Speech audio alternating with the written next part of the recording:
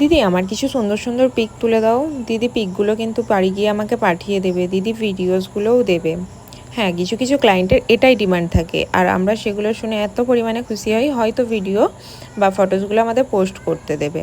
হ্যাঁ, সবার প্রাইভেসি থাকে আমি জানি, কিন্তু প্রাইভেসিটা কেন মেকআপ আর্টিস্টদের কাছে এসেই থাকে, কেন নিজেদের প্রোফাইলে থাকে না?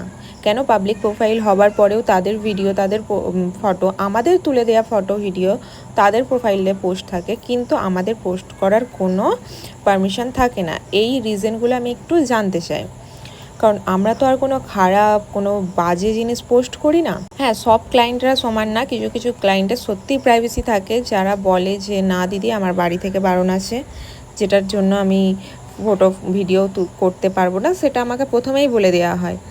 কিন্তু কিছু কিছু ক্লায়েন্ট আছে আমাদের দিয়ে রীতিমতো খাটিয়ে ফটোস ভিডিওস করে নিয়ে দেন, তারা নিজেদের প্রোফাইলে পোস্ট করে আমাদের এগুলো বারণ করে দেয়।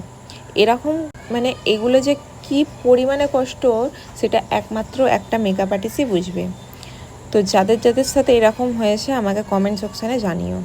সো আসসালামু আলাইকুম এভরিওয়ান, আমিও জিফার ব্রাইডাল মেকআপ আর্টিস্ট আবারও একটা নিউ মিনি ব্লগ নিয়ে চলে এসেছি।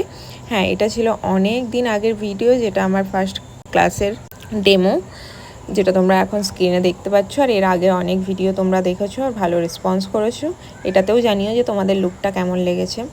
কিন্তু আমার সেই সব ক্লায়েন্টদের ক্ষেত্রে বলছি যারা আমাদের খুব বাজেভাবে ছোট করো, কল করে থ্রেড দিয়ে যে ফটোস ভিডিওস তোলো, তারা নিজেদের প্রোফাইল চেক করো না, তারা বুঝতে পারো না যে তাদের প্রোফাইলের ভিডিওগুলোও ভাইরাল হচ্ছে, সেগুলোও মানুষ দেখছে, সেগুলোও পাবলিক পোস্ট হয়ে আছে। কেন আমাদের ক্ষেত্রেই এরকম হয়?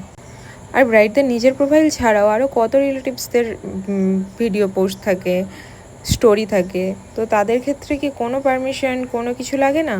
কেন মেকআপ আর্টিস্টদের ক্ষেত্রে এগুলো?